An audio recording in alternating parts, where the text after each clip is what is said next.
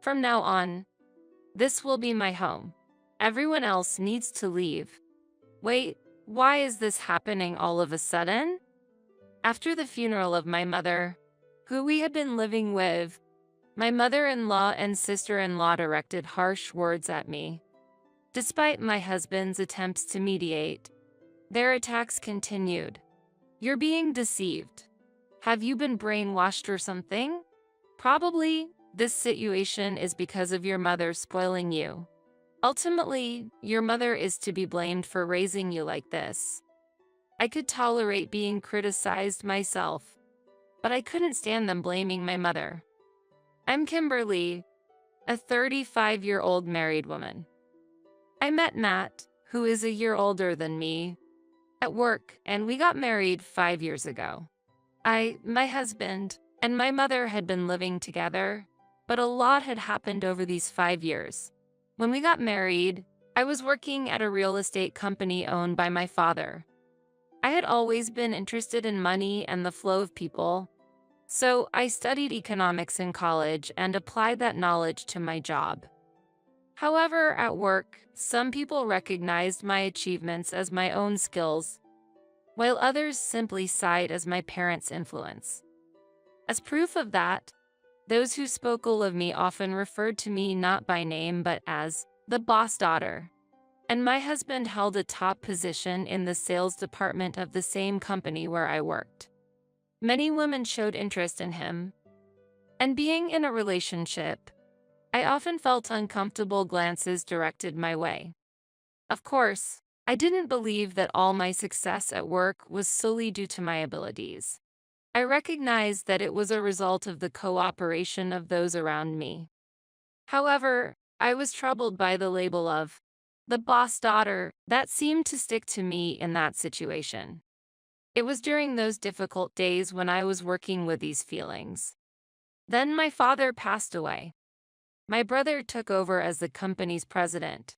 Perhaps because of that, the criticism directed at me became even harsher. They made him president because she's a failure, I could hear them saying. I started being mocked as the boss sister more frequently. Normally, it might have just been irritation, but at that time, I had just lost my father. I was emotionally drained, and those words cut deep into my heart. After my father's funeral, I began to think about what I really wanted to do. My mother had always taught me to live freely since I was a child, but I had always felt that working in my father's company was the natural path. I was satisfied with my current job, but it had many elements that were pushing me to my limits. Continuing like this, I felt that something was missing to inspire me. After much thought, I declared to my husband that I wanted to become an investor. Matt didn't reject my unexpected decision and supported me. What also influenced my career change was living with my mother after my father's death. When I told her I wanted to quit my job and become an investor, she smiled and said, "You should have pursued your favorite path without worrying about your father from the beginning." It was soon after my father's death. Saying such things might seem unreasonable. I might be seen as running away from my colleagues. But before talking to my mother, I had worried about such things, but seeing her smile, I no longer cared about other people's opinions. Amid the busy days of funerals, inheritance, and moving, I embarked on a new start as an investor. Naturally, not everything went smoothly from the beginning, but my calm husband and mother supported me each step of the way. Using my past savings and the inheritance my father left behind, my investments progressed smoothly thanks to their support. After a few years, my income surpassed what I used to earn. During these fulfilling days, there were people who troubled me. They were my mother-in-law and sister-in-law. My sister-in-law, 4 years older than me and still single, had never seemed to like me much from the time our marriage was decided. My mother-in-law, despite being the daughter of the company boss, seemed to see me, a working woman, as nothing more than a rich family's daughter. Every time I visited my in-laws, they would wait until my husband and father-in-law were absent and make sarcastic remarks to me. "Can a pampered girl like you do household chores? Housework is women's work. Don't make Matt do it." "Mother, I've been properly taught household chores by my own mother, so there's no problem. But I also work, so Matt and I help each other out in our daily lives. He's willing to share the responsibilities with me." However, my mother-in-law never accepted that. My sister-in-law frequently expressed her dissatisfaction in front of me, saying, "I can't believe a woman letting her husband do household chores." And after my father-in-law's death, my relationship with my mother-in-law worsened even further. "You have it good, don't you? Living comfortably on Matt's income alone. I've had to give up so much since my husband passed away. Why do you get to live freely, Kimberly?" "Mother, as I mentioned before, I earn an income as an investor. I'm not just relaxing at home.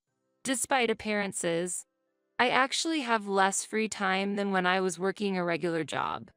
Still, you keep saying that while you're cooped up at home all the time. If you're so independent, you could at least give me some pocket money.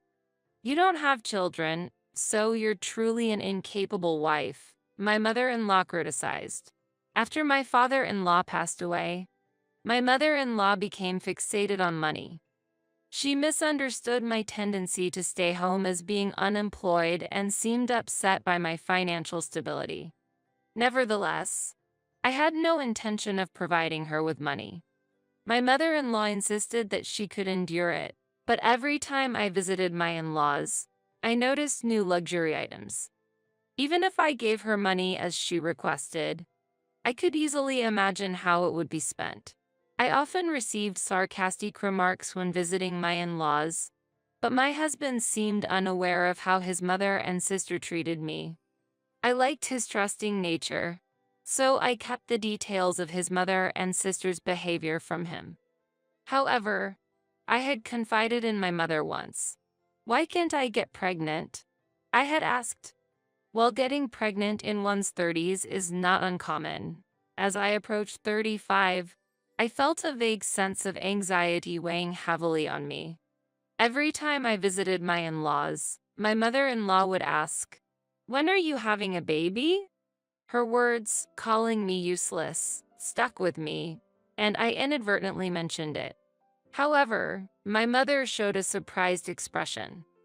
"I had you at 35, you know? Don't worry, God will bless you at the right time," she said. My heart felt lighter hearing my mother's words, and from then on, I could remind myself that children are a blessing whenever my mother-in-law asked about them. After these tumultuous 5 years, I had finally grown accustomed to this life. Suddenly, my mother passed away. The cause was a subarachnoid hemorrhage. My mother, who had always been cheerful and sunny, passed away, and I sank into deep grief. Even my kind-hearted husband seemed shocked by my mother's death after living together for several years. With the reality of my mother's passing still not fully sinking in, the funeral took place. Many people attended the funeral of my mother, who had continued to work at the company my brother took over even after my father's death. Among them were my mother-in-law and my sister-in-law. It seemed like they arrived when my husband had just stepped away from his seat. While saying, "We're family, so there's no need," they began signing the guest book without flowers or sympathy cards. Faced with my mother-in-law and sister-in-law's lack of condolences, I could only stand there in bewilderment. However, when my husband returned, their attitude changed. "You must be going through a lot too, but I'm sure Kimberly is even more shocked. Please support her properly," they said, as if they were genuinely concerned about me. At that moment, I was already overwhelmed with responding to the words of other mourners. After the funeral had concluded, my husband, Matt, and I returned home. When we were hit with the fatigue of the busy days, the doorbell rang. My husband answered it, and there stood my mother-in-law and sister-in-law. Perhaps my kind-hearted husband thought they had come to comfort me. He unhesitatingly invited them into the house. As my mother-in-law and sister-in-law sat in the living room, they wore ironic smiles while looking at me. And then, they uttered unexpected words. "From now on, this will be my home. Everyone else needs to leave." However, my mother-in-law did not stop speaking. Until now, we overlooked it because her mother was here, but now it's just Kimberly, who is unemployed and is shut in. If you continue to associate with such a woman, even you will go downhill. We will live here together, so break up with Kimberly. What are you saying, Mom? At a time like this? And what's this about being unemployed? Kimberly may not be working outside, but I've said multiple times that she's an investor. I'm saying it now because it matters. If things continue like this, you will end up supporting Kimberly entirely. Until now, Kimberly was able to act freely because her mother was providing assistance, right? But now that her mother is gone, Kimberly will become dependent on you. As my mother-in-law spoke, my sister-in-law immediately chimed in. You may act like you're working and claim to be an investor, but aren't you just playing around with stock trading? I can imagine a woman like you being a suitable wife. Matt deserves someone better. Wait a minute. Why are you blaming Kimberly like this? She's earning her keep. Don't say she's just playing around. Matt, you might be fooled. Kimberly's mother coddled her all these years and may have brainwashed you. That's right. It's all because her mother spoiled Kimberly. I understand that you are trying to protect her, but fundamentally, it's her mother who raised Kimberly like this. That's the problem. My sister-in-law and mother-in-law said. When they spoke ill of my mother, my anger surged all at once. While I could tolerate insults directed at me, I would never tolerate criticism of my mother. Please don't insult my mother. I expressed my anger and stared at my mother-in-law and sister-in-law. Yeah, I bet you don't like hearing your mother being spoken ill of. Until now, she supported your princess-like lifestyle and allowed you to be unemployed and a shut-in. Now that your mother is gone, you're facing the harsh reality. My mother-in-law said, pityingly, while looking at me as if she had won. My clenched fist trembled with anger, but I took a deep breath to calm myself and tried to respond. However, before I could say anything, it was Matt who spoke first. Please stop, Mom. Don't insult Kimberly or her mother. Kimberly is working and not just staying holed up at home. She's a capable investor.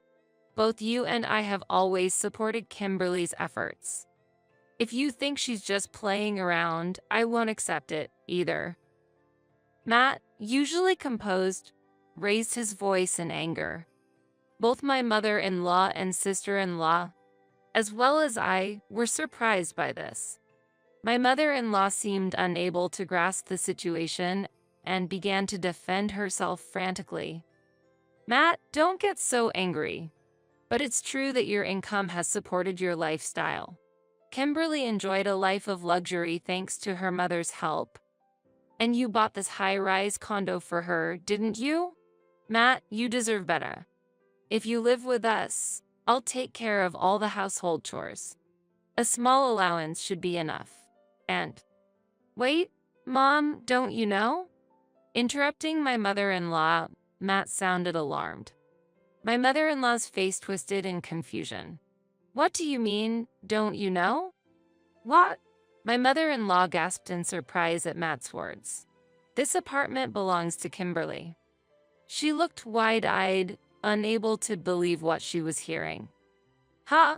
This condo is Kimberly's. Didn't you buy it for her, Matt? When did I ever say that? This condo was left by Kimberly's father, and he inherited it. So, Kimberly is the owner.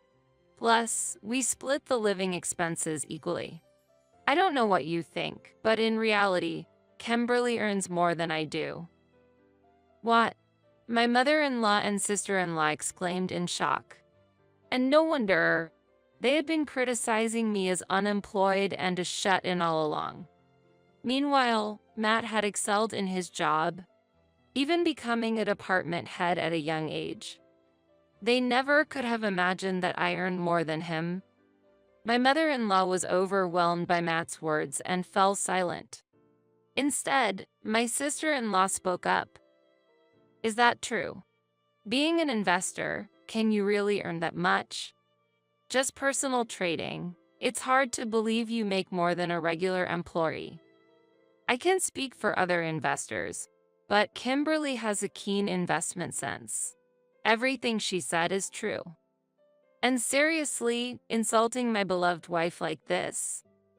Saying this is my house? That's not a joke. Get out of here right now.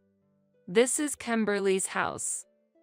Upon hearing this, my sister-in-law appeared unsettled and made an even more astonishing statement. Wait a moment. We were planning to live here starting today, and we've already sold our house. What? We have just heard that they sold their house and could hide our surprise. You sold the house. Why all of a sudden? I wish you had at least discussed it with me. Well, we thought we could live here, and we needed the money. I quit my job, thinking that Matt would take care of things. So I can't stay here. Mom, can you explain to Matt a bit? My sister-in-law appealed to my husband while looking at their stunned mother. But my mother-in-law, still in shock, couldn't seem to recover. Watching this, my husband expressed his anger. My sister-in-law, at a loss, turned to me next. Kimberly, I'm sorry for everything. Please, I'm begging you, convince Matt. We can't go on like this. If you've sold your house, you should have a substantial amount of money, right? Why can't you manage with that? I coldly brushed off my desperate sister-in-law. In response, she became angry and defensive. Don't act so high and mighty.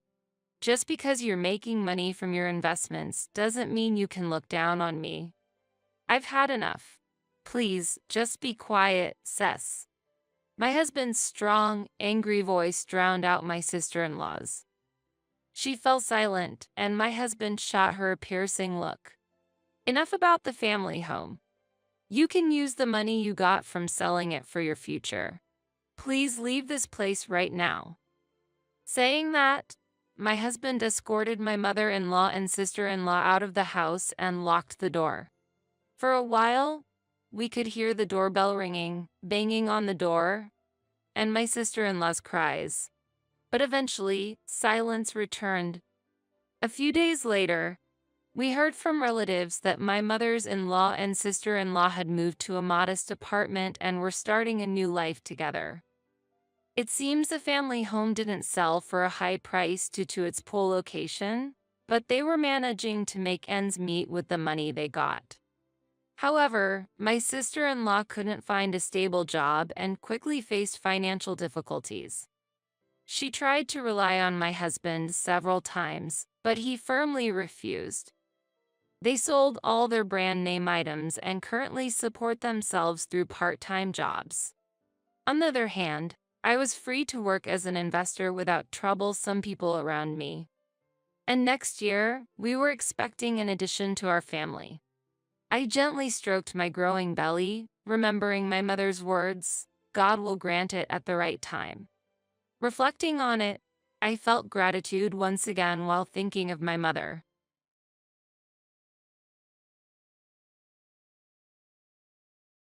My name is Jane. I am currently fulfilling my role as a professional while simultaneously raising my beloved only son, Paul. I have a long history of work experience and never intended to give up my career, even after getting married. Especially in my small but independent company, I have never faced a situation where my salary was reduced even after returning to work post-childbirth. During the leave I took for my son's childcare, I entrusted the management of the company to someone I trust, so I never worried about the management or progress of the business. However, the only issue that troubles me amidst my peaceful days is entirely different. It involves the presence of my mother-in-law. My husband Danny, our son Paul, and I lived together in a comfortable house. But soon after my father-in-law passed away, my mother-in-law suddenly imposed herself into our home. I assumed she would return to her own home after a short stay, but she chose to continue living with us without showing any intention to leave. When I gently inquired, "How long do you plan to stay with us?" her reaction was unexpected. She became emotional and exclaimed, "How could a heartless daughter-in-law attempt to drive out an old woman like me? After losing my beloved husband, being forced to live alone in my hometown is incredibly cruel." Danny, who had overheard part of the conversation, rushed to her side and comforted her. "Mom, it's okay. I would never kick you out, so please don't cry." After she calmed down, Danny took her to a different room. Once we were alone, he looked at me sharply and accused, "How can you say such horrible things to my mother? Do you not have a heart?" Misunderstandings might have arisen because Danny did not hear the whole conversation, but I had not forbidden my mother-in-law from living with us. As I explained, I was just asking how long you plan to stay, not that I wanted her to leave. He retorted, "Asking about the stay sounds like you want her to leave early. Can't you understand other people's feelings?" I regret using inappropriate words, but I never intended to drive her out. However, Danny, taking my mother-in-law's excessive reaction at face value, seemed to have decided I was in the wrong. I had no choice but to leave the situation as it was, making my daily life's small troubles deepen due to complex family relationships and the nuances of emotions involved. As a business owner, mother, and wife, I juggle these roles daily, trying to balance each. I wonder how long my mother-in-law plans to stay in our home. Asking her directly would likely result in her accusingly crying and appealing to Danny, so I hesitate to ask directly. Yet, when I contemplated how long she might stay, she unexpectedly announced, "I've sold my old house, so I'm moving all my belongings here," in front of the moving company truck parked outside our home, leaving me speechless. It was my day off, and I had planned to take Paul to the amusement park. However, Danny approached my mother-in-law, suggesting, "Then, today will be for sorting things out." This visit to the amusement park was a promise made long ago, eagerly anticipated by Paul, who looked disappointed when he asked, "Mom, what about the amusement park?" "Don't worry, Paul. As promised, we're going to the amusement park," I reassured him. Danny frowned and showed his dissatisfaction, asking, "Are you planning to leave the luggage unattended just for going to the amusement park?" I confidently argued, "Why should we change our plan for a family visit to the amusement park, breaking a promise to our child for sorting luggage?" I find such behavior unacceptable. The visit to the amusement park had been planned weeks in advance, with all preparations made for that day. Yet, I was not informed about the move, and when told today was the day for unpacking, I prioritized the plans already set. Nevertheless, my mother-in-law began to cry exaggeratedly, claiming Jane finds living with me uncomfortable. That's why she prioritizes her child over me. Hearing this, the movers, either feeling the situation was deadlocked or tired of my mother-in-law's exaggerated performance, quietly pointed out, "Unpacking can wait. Shouldn't promises to children take priority? And did you properly inform your wife about the move?" Upon hearing the calm comment, my mother-in-law blushed and felt ashamed. Danny, witnessing this development, did not defend her but merely looked at me intently. It appeared that Danny prioritized helping his mother with the move over our planned enjoyable family visit to the amusement park. In light of this situation, I decided to take my son, Paul, to the amusement park as previously planned. Unfortunately, this choice created a noticeable distance between my husband and me. One day, my mother-in-law said to me, "Jane, would you mind staying at home on your next day off?" I asked her why. "The truth is, I want to spend time with Paul, but since you always monopolize him, I hardly get the chance to play with him," she complained. This request came about a week after she had moved into our house without permission. She probably overheard my plans to take Paul to the shopping mall on my next day off. Suddenly, she forbade me from visiting the shopping mall, asserting, "Danny, Paul, and I will go to the shopping mall, so you should stay at home." Normally, there would be an option for the whole family to go out together, but excluding me seemed very selfish. Having witnessed her previous fake crying and such behavior, I could no longer trust her words. Therefore, considering it unthinkable to leave my child with someone I couldn't trust, I suggested, "Why don't we all go out together?"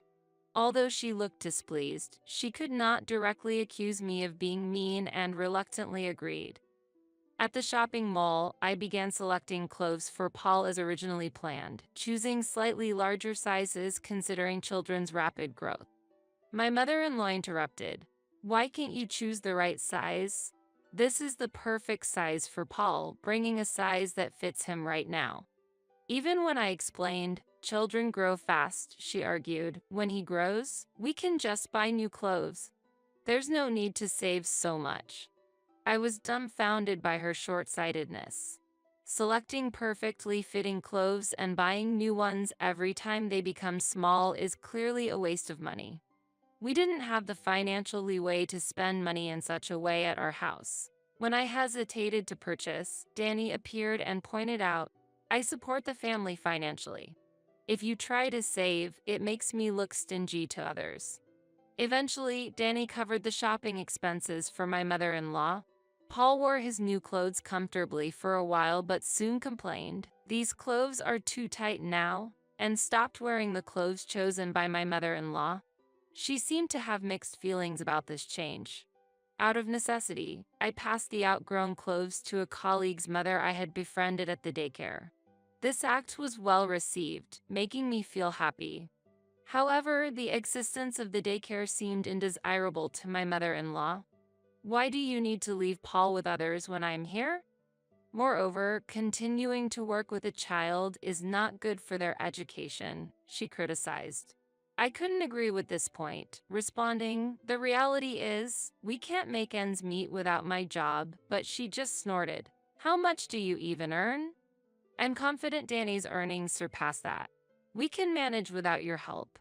Besides, you're probably a burden at work anyway." It seemed possible that Danny hadn't told his mother about my role as a business owner.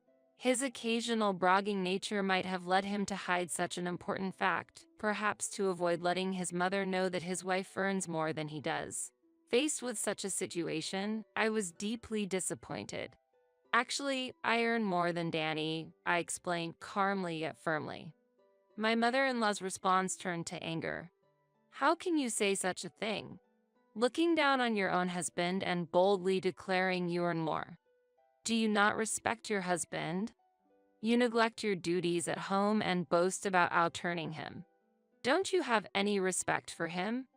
Danny can manage perfectly fine without you," she exclaimed furiously. As her anger reached its peak and her voice echoed throughout the room, Danny appeared, asking, "What's going on here?" As if she had found reinforcements, my mother-in-law spoke with renewed vigor. "Hey, Danny. Actually, we wouldn't be troubled without Jane, right?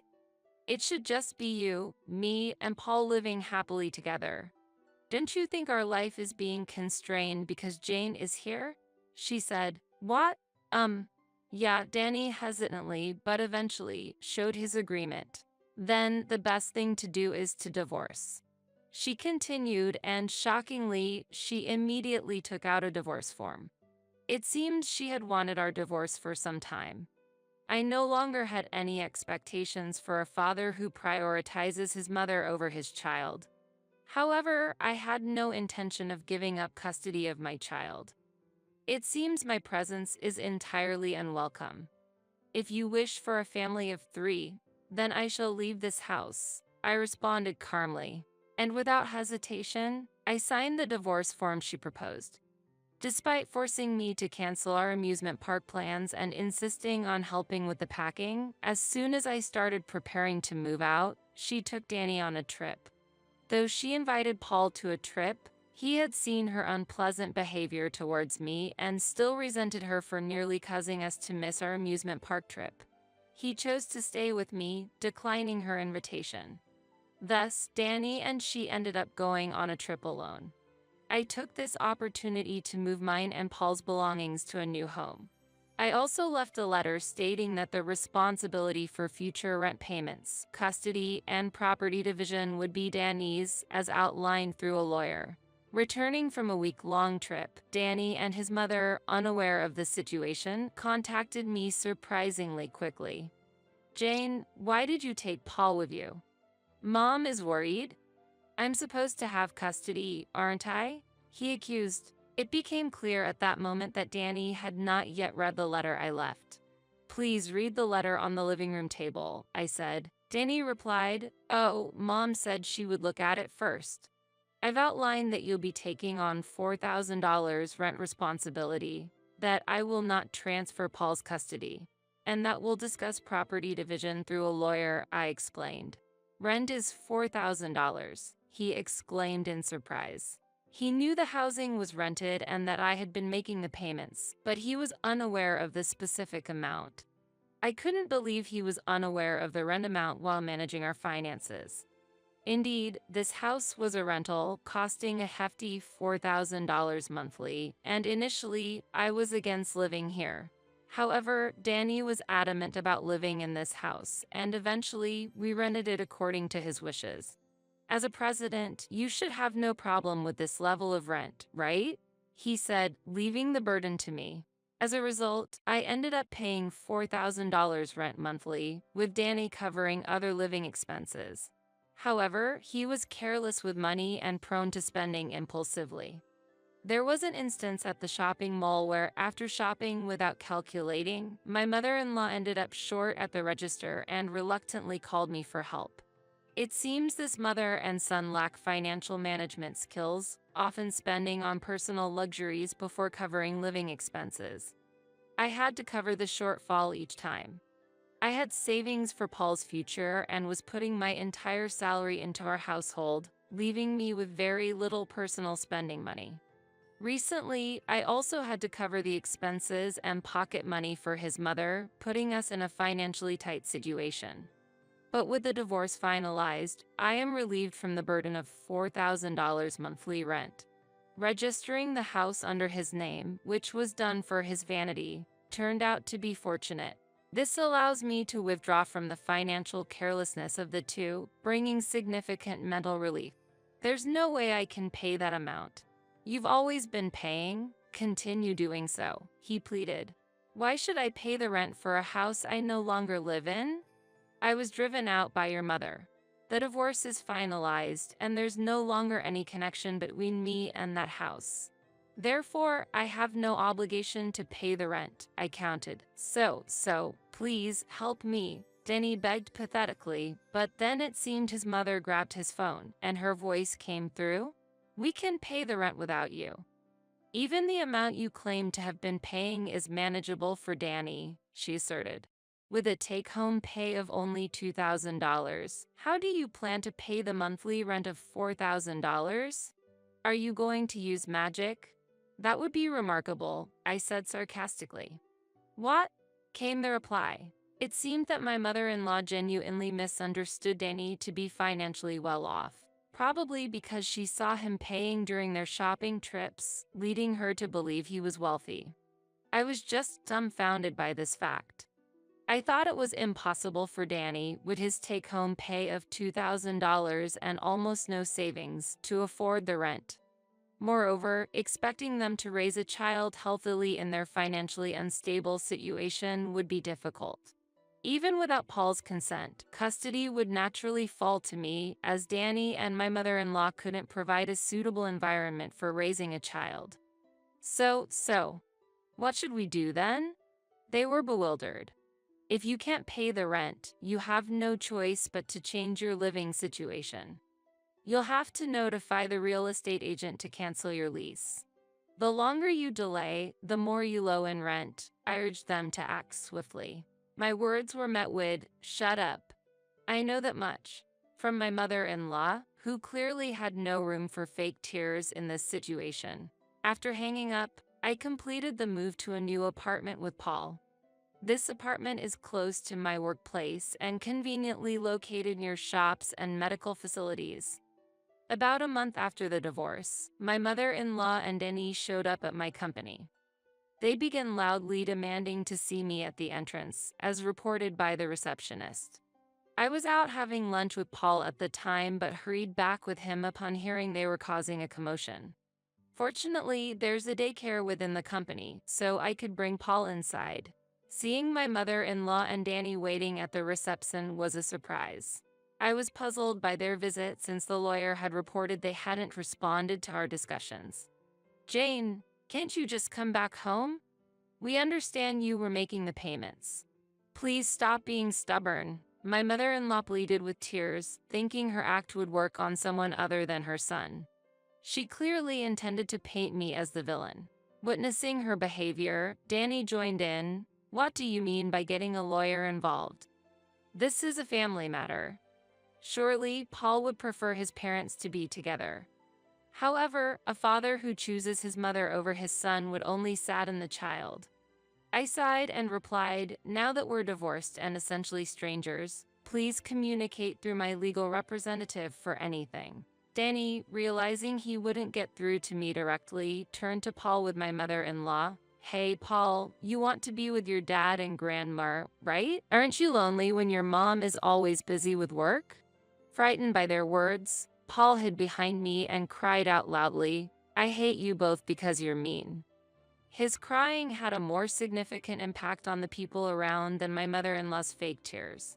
Soon after, other employees came and escorted Danny and my mother-in-law outside, to my relief. Later, after notifying them through the lawyer that any further company visits or following us would be reported to the police, they quieted down. Subsequently, Danny and my mother-in-law abandoned their $4,000 a month housing for a dilapidated apartment. Danny's fate took a darker turn as he had previously bragged about living in a luxurious home beyond our means at his workplace. Fearing the revelation of their move to a rundown apartment, he quit his job without consulting his mother, leading to her fury upon discovering his sudden job resignation. As a result, they started working to earn an income, frequently blaming each other for abandoning me and Paul, resulting in constant arguments. Despite this, they are trying to make ends meet, sending child support monthly while working hard.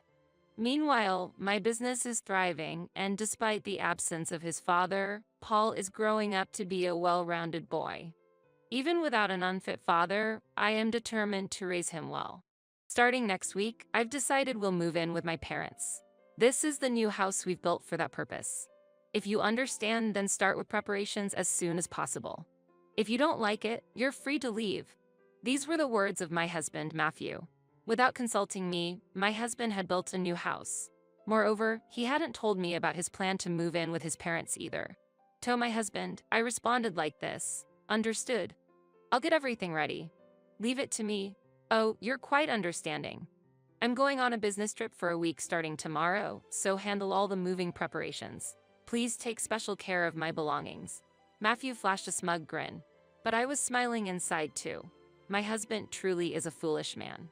In a week, he would come to the new house with his parents. I'd already made preparations and was waiting in front of the new house. His parents first showed respect to me and began to speak. "Faith, thank you for proposing that we live together. We'll be relying on you from now on. We're really happy. We're getting old, but we'll do as much as we can ourselves." I greeted his parents with a smile and guided them inside the house. When I was alone with Matthew, he began to speak. "Good job, Faith. Now, start unpacking my stuff first. As I've said before, handle it carefully." He spoke to me as if I were a servant, but I immediately retorted, "It's all done. I sent your stuff to your lover's house." "Huh? What did you just say?" "I mean, I packed up your belongings and sent them to your lover's house." I made sure to pack them carefully. Where had his usual attitude gone? Matthew was stunned and reacted to my reply. "What? Do you even know what you're saying? This better be a joke." Matthew's face turned bright red with anger. He shouted so loudly that his parents nearby obviously heard it. His parents rushed back and asked, worried, "Matthew, what happened?" There's no need to shout so loudly. Why would you say such a thing? Poor Faith. His parents demanded to know what was going on, but he couldn't tell them the truth. While he fumbled with his words, I was simply dumbfounded. Well, I was organizing my stuff, but Faith was handling it pretty roughly. I couldn't bear to watch. Her careless handling made me so angry that I ended up shouting. Faith handled things carelessly? That can't be true. Is that really the case? Yeah, I felt the same way. Faith would never do that. Did he think this lie would actually work? The lie was so blatant that his parents seemed suspicious of him. So, I decided to share what Matthew had just said. I sent Matthew's belongings to his lover's house. When I told him that, he got angry and yelled at me. What? What did you say? Lover? What does that mean? My words left his parents shocked, with expressions of disbelief on their faces. Seeing their reaction, Matthew hurriedly began to defend himself. No, it's not like that. Faith must have misunderstood something. There's no way I have a lover. So, are you saying Faith is lying? You are, right? His parents wore mixed expressions, torn between trusting their son and believing me.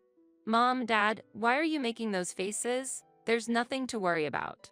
Trust your son's words. Despite their doubtful expressions, Matthew was desperate to persuade them. Well, even if you say so, there's no way Matthew has a lover, right? It was hard for his parents to accept that their own son could be having an affair. Matthew tried to take advantage of this, but I had no intention of leaving it up to him. Even though I felt bad for his parents, I decided to tell them the truth about Matthew. Matthew decided to build a new house and move in with both of you without consulting me. What? What did you just say? When I refused to live with you, he threatened to kick me out of the house. Is that true? What should we do? What were you thinking, Matthew? Mom, calm down. After revealing what Matthew had done, his parents couldn't hide their confusion. And understandably so, because they had believed we had discussed and decided everything together. That's not true, Dad, Mom. Don't be deceived. There's no way I would say something like that. I've never been suspected of anything like this before, right? That's true, but I have absolutely no idea what's going on. Hey, Faith, do you realize how much your meaningless lies are confusing my parents? What are you going to do about it now? Matthew's excuses only added to their confusion as he kept insisting that I was lying. He must have thought his version would hold up without evidence, but I couldn't let that happen. Now was the time to strike back. I had solid, irrefutable proof. Thinking that, I reached into my breast pocket and pulled out my trump card. Matthew, do you know what this is? Huh? What's that? I don't know. This is a voice recorder. It contains evidence proving I'm not lying.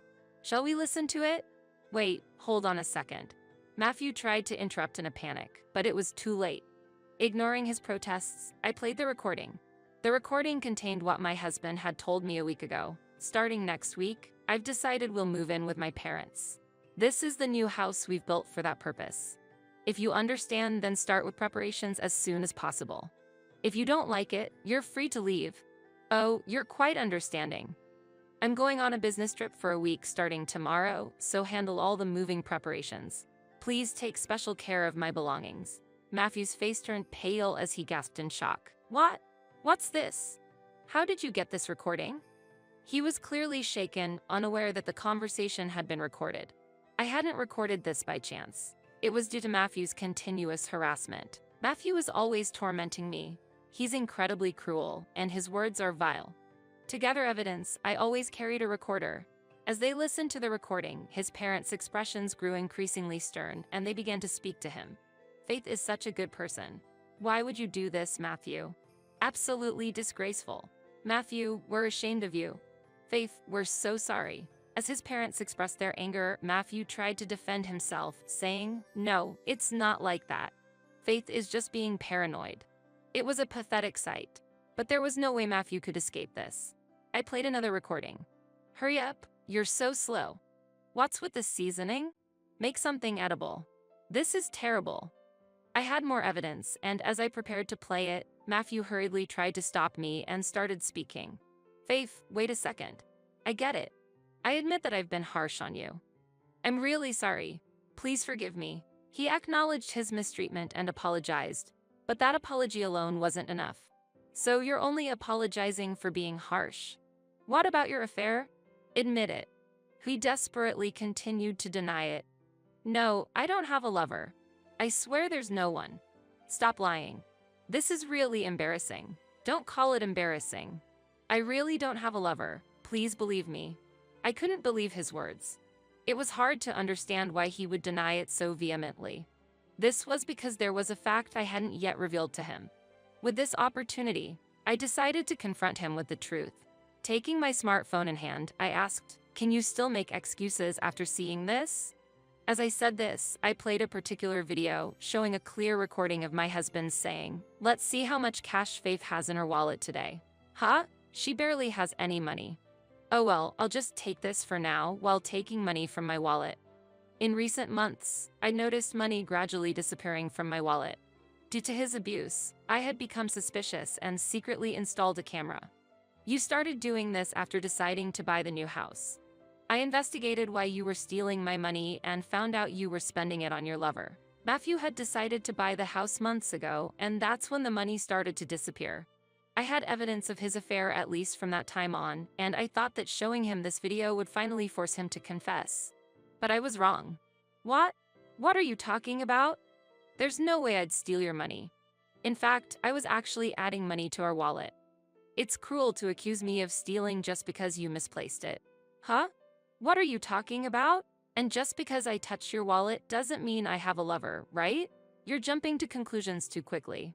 Oh, I wish he would calm down. Every time he spoke, it made me angrier and I felt like I couldn't take it anymore. Clear evidence had to be shown to resolve the issue. So, in front of Matthew and his parents, I laid out a stack of photos. Pointing at them, I told Matthew, "It's all over." Oh, of course, that meant the investigation into his affair was complete. The photos contained enough evidence to prove his infidelity, showing him with his lover, arm in arm, heading to a hotel. Seeing this, even his usually calm parents were furious. "Matthew, what on earth is this about? How dare you betray Faith?" His mother shouted. "Your mother is right. And not just Faith, but you might have deceived us too." "Unforgivable," his father added angrily. His parents were enraged at him. Instead of reflecting and apologizing, Matthew's reaction was entirely unexpected. "I really thought things were going well." "What? I didn't think I'd be caught so quickly." Shockingly, rather than apologizing, Matthew became defiant, leaving us all stunned. He then began to calmly reveal the truth. "I bought this house to eventually live with Laura.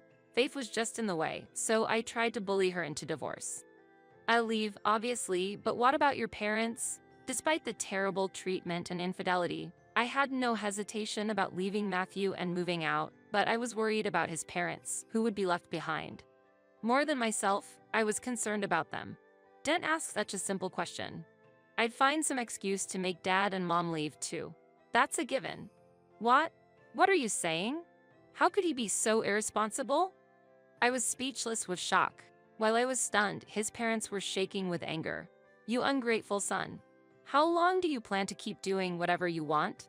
This behavior is unacceptable. Your father is right. Honestly, we're ashamed to have a son like you," his mother added. Their anger reached a breaking point, and they fiercely scolded him. I hoped that this criticism would make him realize something. I hoped that his parents' words would reach him, but my expectations were in vain. I was disheartened by Matthew's next words. "Humph, that doesn't matter. Laura is my priority. I'd easily cut you all off for her." "What on earth? Calm down, dare." His father's anger didn't subside, and he clenched his fists, visibly furious. His mother, understanding the situation, was trying to calm down her husband. I needed to take action. Speaking of, if left unchecked, his father's anger could peak, and he might harm Matthew. I suddenly remembered an important fact that would change the situation completely.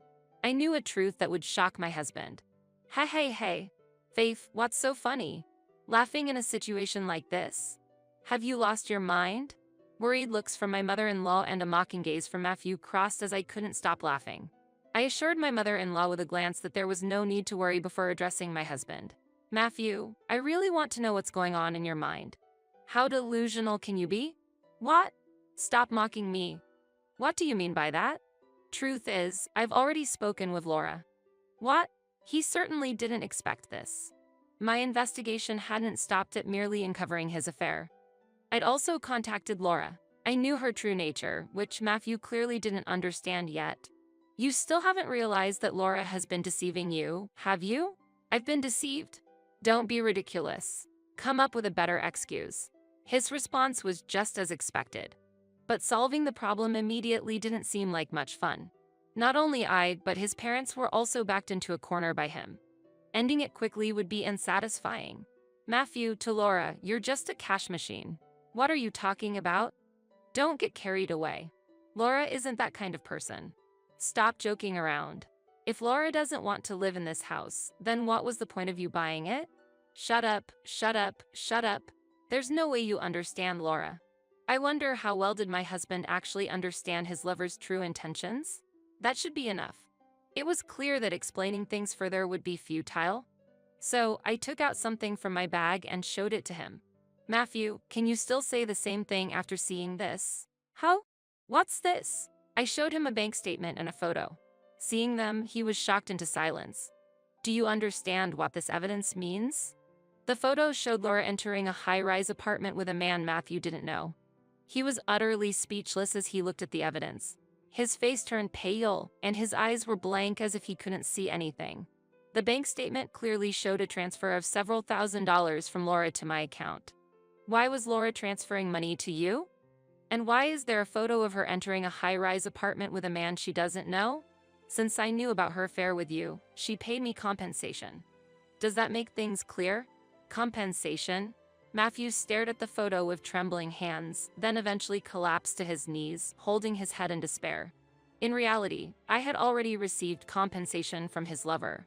Laura and the man were entering the high-rise apartment together because he was Laura's true lover. She had already moved into that apartment. No way, I can't believe it. Faith, where did you send my belongings to? I told you. I sent them to where Laura lives. Does that mean this high-rise apartment? That's right. You understand now.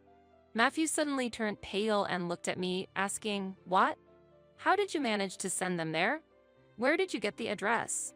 Laura boasted about it herself and accidentally revealed the address. Hearing this, Matthew finally realized he had been deceived by his lover. He fell to his knees, lost all strength, and buried his head in his hands. Oh, what have I done? It was too late for regrets. The evidence I presented made it clear that Matthew had been nothing more than a cash cow. Unlike Matthew, Laura felt no love for him, which deeply hurt him. His mind was in chaos, spinning in circles. For the final touch, I told the already devastated Matthew one last thing. If you're going to deceive others, be prepared to be deceived yourself. No way. I couldn't forgive my husband for deceiving not just me, but also his parents. Besides his affair with Laura, his dishonest attitude had confused and hurt the entire family. Seeing his despair at my words gave me a small sense of satisfaction. Judging by his expression, he had lost the will to argue. With that, I felt there was no longer any reason for me to stay. So I turned to his parents and said, "Father-in-law, mother-in-law, let's leave Matthew and go on our way." "Yes, let's go." His mother smiled and nodded at me, and his father did the same quietly. Leaving my husband slumped over in defeat, I left with his parents. From then on, Matthew lived alone in the new house and endured days of hell. He tried to contact me many times, but each time his fingers hesitated before dialing, and he couldn't even leave a message on the answering machine. Crushed by loneliness, he suffered from Laura's betrayal and his own foolishness. One day, while I was living peacefully after separating from my husband, I suddenly got a phone call. "Hello. What do you want now?" "What do I want? Don't mess with me. Because of you, my life is ruined." "What are you talking about? You brought this on yourself." "Shut up. If you hadn't sent my stuff to Laura's man's apartment, none of this would have happened." "What happened?" It seemed that the luggage had indeed reached the apartment of Laura's lover. Once it was delivered, the man quickly learned about Matthew's existence and immediately took action. "Because of you, Laura's man and her stormed into my house, causing havoc." He was furious and went on a rampage, for crying out loud. "Don't you think you have no right to be angry at him?" "Shut up. And I'm sick of Laura too. What's wrong? If Laura broke up with that man, maybe she'd live with you. Wouldn't that be convenient?" I said it sarcastically, but it seemed there was something I wasn't yet aware of. There's no way that's happening. Laura had not just me and that guy, but several other lovers too. What? Really? The guy she was living with got suspicious and had her investigated by a detective agency. That's how he found out Laura's true nature. So that's what happened. I recalled how Laura used to boast so much about living in that high-rise apartment with her man, only to betray him too. It was truly astonishing, remembering her flamboyant lifestyle and how she flaunted the man in the high-rise apartment as if he were her property. I almost couldn't help but laugh. Still, seeing my husband being manipulated by such a woman made me feel incredibly sorry for him. What happened to the mistress afterward was none of my concern, but my husband went on and on about her. Laura ended up getting dumped by all the men. After that, she repeatedly started coming to my house as if nothing had happened. It's a real pain in the butt, to be honest. What's wrong? If she's no longer seeing anyone else, maybe she's turned over a new leaf and will finally treat you well? There's no way. It's obvious she only cares about my money, and I'm not going to be used by her anymore. Please, Faith, help me. For a moment, I felt a pang of pity for my husband, who had been shouting angrily just moments before but was now weakly pleading for my help. But that feeling quickly vanished. He might have been worn out physically and mentally from Laura's clinginess, but there was no way I would listen to his pleas. It's no longer my concern, so take care of it yourself. This conversation is over. Goodbye. Hey, wait a minute. He seemed like he had more to say, but I hung up, feeling it was pointless to continue talking. He might call back or send a message, but I didn't care. He had sown the seeds and now had to take responsibility for his actions. A few days later, I wanted to express my gratitude to my supportive in-laws, so I invited them to a cafe for a chat. I'm sorry for the trouble I caused, and thank you so much for standing by me. Hearing this, they began speaking kindly to me. Oh, not at all. We're really sorry about our foolish son. Indeed, Faith, you must have had it the hardest, but you held on well. You did great. Hearing their words and seeing their gentle expressions, I almost shed a tear. Then they continued with even warmer words. Faith, you can think of us as your real parents. What? If there's anything you need, just let us know. We're always here to help you. Thanks to both of you. Thank you so much. It meant a lot to know they cared about me so deeply. I will also protect you no matter what. Though it was unfortunate that my husband had betrayed me, I was grateful to have met such kind in-laws. Looking at their faces, I felt a warmth in my chest that words couldn't describe. Faith, you might face difficult times ahead, but we'll always be here for you. Thank you. Hearing that is reassuring. To repay my supportive in-laws, I vowed to embark on a new, positive chapter in my life. What challenges would lie ahead? Whatever difficulties came my way, I believed I could overcome them one by one. I look forward to your continued support. With that vow in my heart, I took my first step toward finding happiness.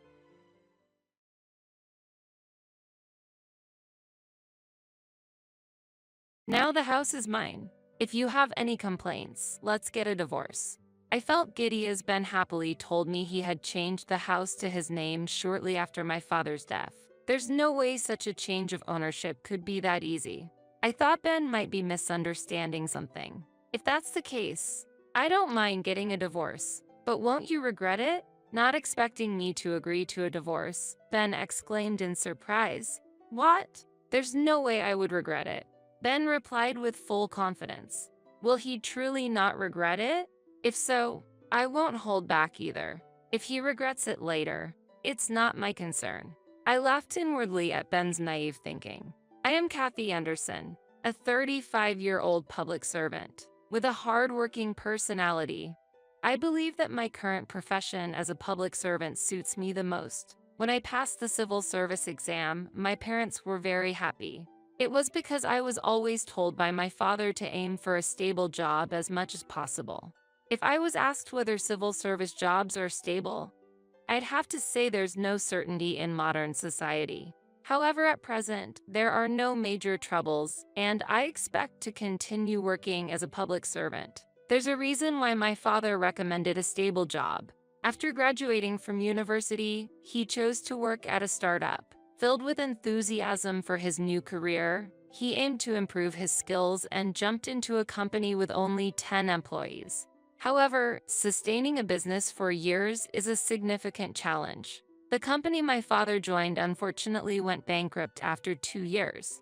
While struggling to find a suitable reemployment, my father decided to start his own business. Lacking experience, he started in the food industry and gradually grew his business. As the number of stores increased, he hired many employees and kept an eye on daily sales and profits. Since most of the stores were operated in renovated vacant houses or owned properties, there was no worry about rent. As a result, as the number of customers increased, the revenue grew, and he built a considerable fortune over 35 years. However, he also experienced many hardships during that process.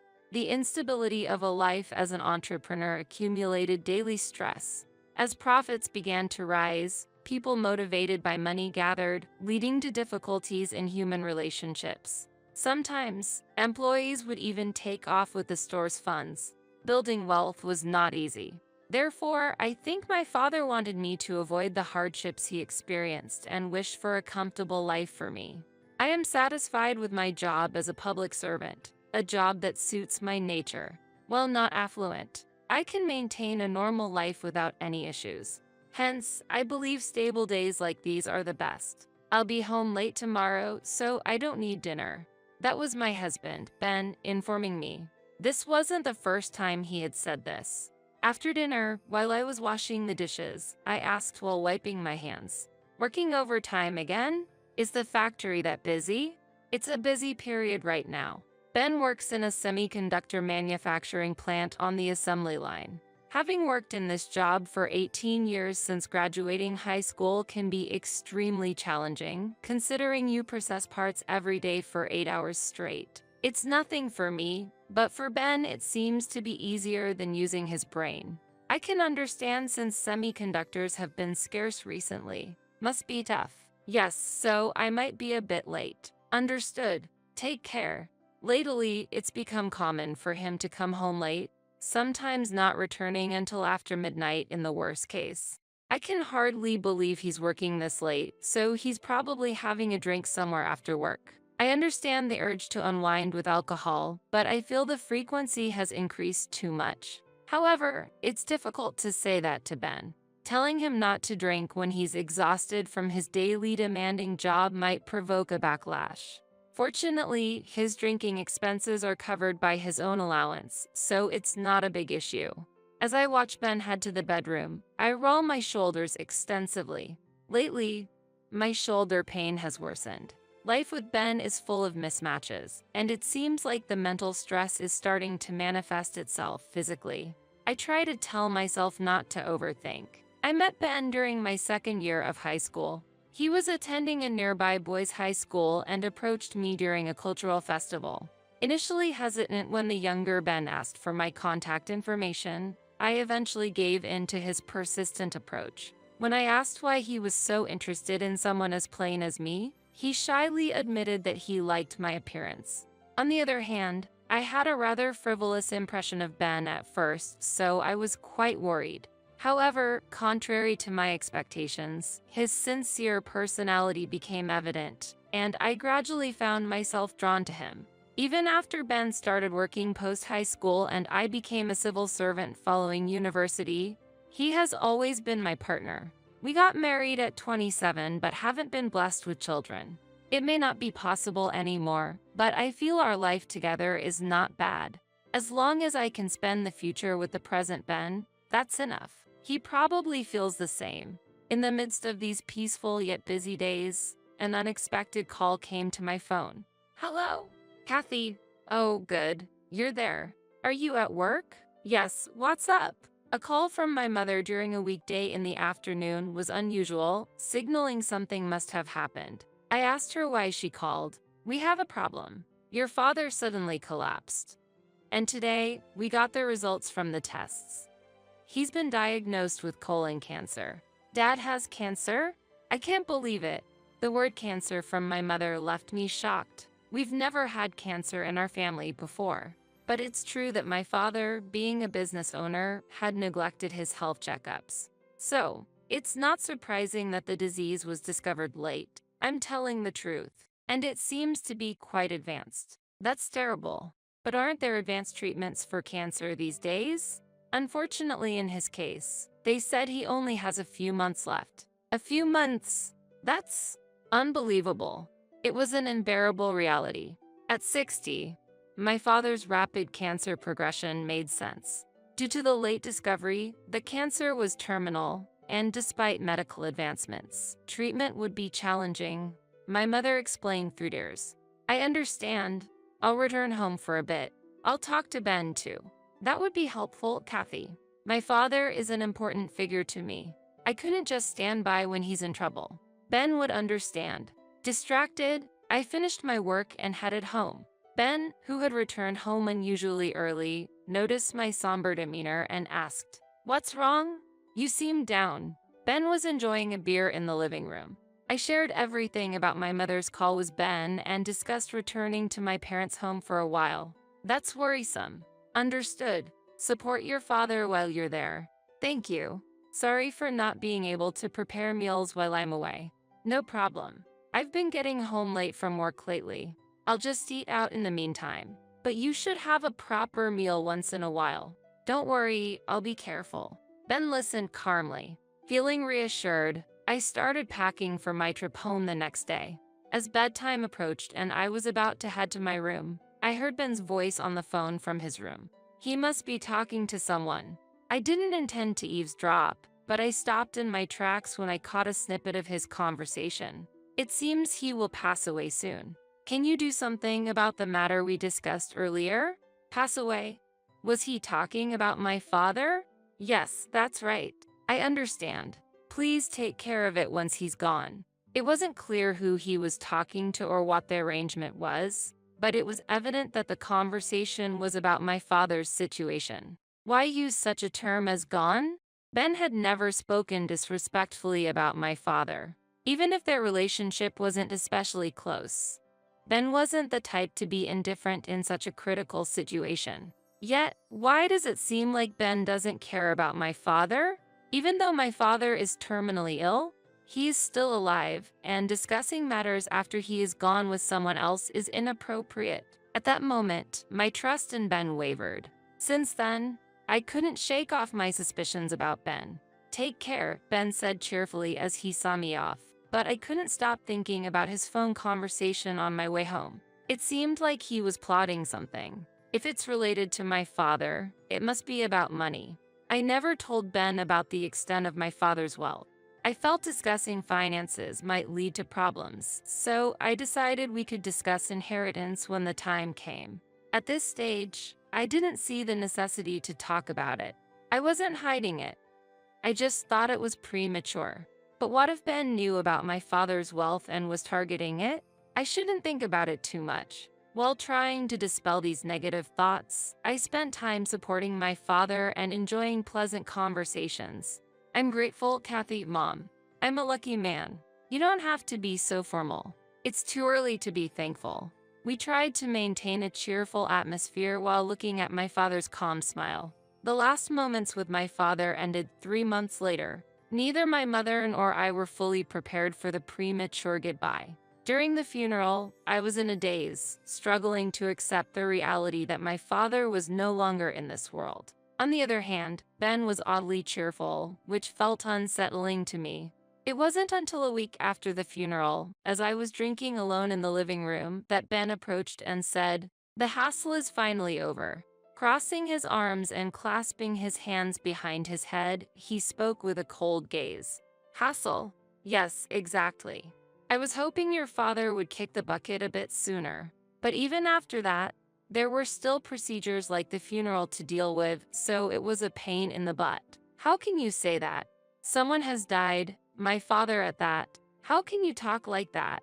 I couldn't help but retort to Ben's astonishing statement. It became clear that Ben had actually wished for my father's early death. I remembered the phone conversation about my father. What were Ben's true intentions? When can we receive the inheritance? Your family is quite wealthy, right? I know there's a substantial fortune to be had. At that moment, I understood what Ben had been aiming for. I never imagined Ben would have his eyes on my family's wealth. I had never discussed my family's financial situation with Ben. However, it seems Ben knew that my father had substantial assets. You look like you're wondering how I knew. I can understand. My family was always poor. Securing daily meals was a struggle. On the other hand, I heard your family was wealthy and your parents often went on trips. Just that fact alone made it clear your family was affluent. That's why I made some inquiries beforehand. Inquiries? With whom? Ben used the word inquiries after guessing my family's financial situation. The day Ben was on the phone in the bedroom flashed through my mind, and I wondered if that was the inquiry he mentioned. I asked a real estate lawyer acquaintance about the old man's inheritance. I'm going to make sure to receive the inheritance properly. What? I was shocked that he had discussed the inheritance with someone else without my consent, and doing so while my father was still alive. At that moment, I began to doubt whether the person in front of me was truly my husband. You'll get a response soon. Just wait. With that, Ben returned to the bedroom. He was probably going to contact that lawyer again. I was just astonished by his unbelievable actions.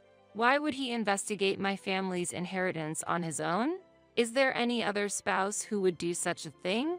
Inheritance is a matter our family should discuss, not for Ben to get involved in. My trust in his actions wavered, and I started avoiding conversations with him. We spent some time without speaking, but the situation changed drastically a month later. Putting aside Ben's previous comments on inheritance, the estate was formally transferred to my mother and me. I inherited my father's mansion worth $2 million and felt the weight of this asset. I had no intention of moving into the mansion right away, and it seemed a waste to just leave it unused. While I was contemplating whether to turn it into a vacation home or sell it, Ben suddenly spoke to me after not having exchanged words for days. "Hey, Kathy, how are you doing?"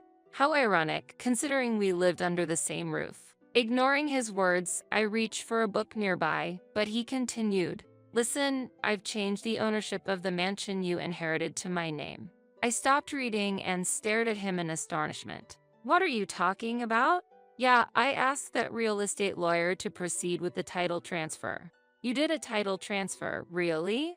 "Yes, really." I was speechless. Not only did he do it behind my back, I also had a problem with the lawyer involved. Now the house is mine. If you have a problem with that, we can get a divorce. And I'll be giving the house to my family. My brother has been wanting a larger house, so I want to make him happy. Just after my father's death, Ben was happily talking about changing the house to his name, and I felt dizzy. It seemed unlikely that a title transfer could be done so easily. And for his family to move in? I thought Ben might be misunderstanding something but was at a loss for words. His actions infuriated me, and I couldn't let this go. It would be better to plan and retaliate rather than confront him with words. If that's the case, I don't mind getting a divorce, but won't you regret it? Ben seemed surprised that I would accept a divorce so readily. Regret? There's no way I would. Ben replied with full confidence. Will he truly not regret it? If so, I won't hold back either. If he regrets it later, that's his problem. I smirked inwardly at Ben's naivety. I decided to use every means possible to gather information about Ben's personal life. I decided to take a vacation and inspect Ben's room while he was at work. Ben's room was a mess, with various items scattered all over the floor. There, I found something and quietly slipped it into my pocket. Next, I reached for the computer on Ben's desk and launched the messaging app. I see, this person is the real estate lawyer dealing with legal issues. The messages exchanged with James Owen were appalling. They were mostly about money. The discussions were about how to illicitly acquire funds. I sighed in surprise. It seemed pitiful that Ben was following such a person's instructions. After leaving the room, I headed to a certain location. After repeating tiring tasks, I went to confirm Ben's greed. The deeper I investigated, the more I realized what kind of person I've actually been living with. That sent a chill down my spine. After concluding the investigation about Ben and feeling completely detached, I decided to file for divorce. My marriage with Ben ended legally once the divorce papers got granted at the municipal office. It was an unexpected separation, but I no longer had any affection towards Ben, who disdained my father. The Ben I knew was nowhere to be found. The investigation revealed Ben to be an unbelievable person.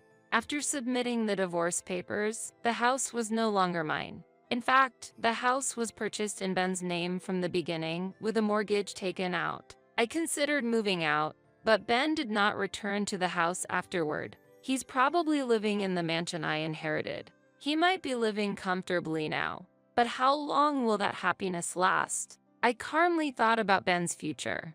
3 days later, Ben finally appeared before me. Kathy, has the divorce already been granted? He asked anxiously as he entered through the front door. He came back suddenly and asked an impertinent question, to which I responded, "What? So, we're divorced, right?" Ben exclaimed loudly. He seemed to be in extreme distress. "Yes, it was granted 3 days ago. So, we are now strangers to each other." What does that mean? Disappointment gradually appeared on Ben's face. Despite his own desire for divorce, I wished he wouldn't adopt a blaming attitude. Why would you make such a unilateral decision? Divorce, really? Unilateral? You're the one who wanted a divorce, remember? What are you talking about now? Ben fell silent at my logical response. His sudden issue with the divorce was clear to me. "Kathy, please, let's start over. Otherwise, I'll." Ben knelt down, looking dejected. While feeling sorry for him, I asked, "Did something happen?" I had a rough idea of what was going on, but decided to delve deeper. "Just now, debt collectors came looking for me. I tried contacting James Owen, but he seems to have changed his phone number and I can't get through. I sent an email but got no response. It looks like I've been deceived by him." James Owen was that self-proclaimed real estate lawyer. While Ben's explanation was fragmented, I grasped the gist of the situation. It became clear what Ben had been involved in when I searched through his room. "It seems you were obsessed with gambling. There were gambling receipts scattered all over your room. I also investigated your visits to the local casino. You've been going there for almost a year, right? Is that why you ran out of funds? Checking our joint bank account, I noticed gradual withdrawals that I couldn't recall, and it turned out you were also taking money from our savings. Is that why you were duped by that real estate lawyer?" Exactly. Ben had been secretly spending his days gambling without my knowledge. The reason for his late returns was not due to drinking parties but because of gambling. When the inheritance from my father came up, it must have seemed like an opportunity for him. He had consulted with the so-called real estate lawyer Owen on how to get his hands on the inheritance. Yes, that's right. I know gambling is wrong, but I was deceived by that person. The grand mansion that Kathy inherited didn't become mine. I'll go bankrupt at this rate. That would be sad, right? That's why I'm asking for help. How ironic of him to propose divorce only to beg for reconciliation later. I felt contempt rather than anger for the pitiful behavior of my former partner. Has he forgotten that he secretly wished for my father's death and insulted him? I couldn't even consider that man as my ex-husband. What are you talking about? You're the problem, aren't you? Sympathy. I have no such feelings for you. After all, getting deceived was also due to your carelessness. The real estate inherited from my father is in my name and not subject to division. Changing its ownership without consent is impossible. Yet, you were naive enough to get deceived by James Owen and now you come asking for help? I will never forgive you, not in a lifetime. Seeing my face filled with anger, Ben got scared. I opened the front door, leaving him aside. "If you don't mind, I will move to the luxurious house I inherited from my father. As for you, try to manage your life in this house. Oh, and don't forget about the loan repayment. Good luck." Wait, despite his call from behind, I coldly left him behind and walked away with dignity. 7 days later, I was surprised by an unexpected call. Seeing the name displayed on the screen, I couldn't believe my eyes. It was Ben's mother. I answered the phone, anxious that she might criticize me for the divorce. However, the words I heard were completely unexpected and surprising. "Kathy, I'm truly sorry. My son seems to have committed something unforgivable towards you. I'm honestly at a loss for words on how to apologize." Her voice was filled with deep regret and apology. I responded with some confusion. "No, there's no need for an apology. Please don't worry about it."